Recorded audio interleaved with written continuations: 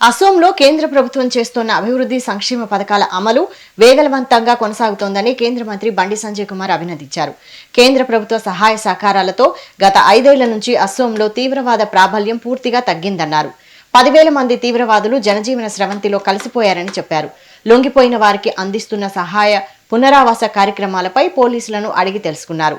రాష్ట్రంలో ఉద్యోగ నియామకాలు, పెట్టుబడుల వివరాలపైన బండి సంజయ్ ఆరా తీశారు. కేంద్ర ప్రభుత్వం అందిస్తున్న సహాయ సహకారాల వల్లే అస్సాం రాష్ట్రంలోని ప్రజల జీవన ప్రమాణాల్లో గణనీయమైన పురోగతి కనిపిస్తోందని బండి సంజయ్ కొనియాడారు.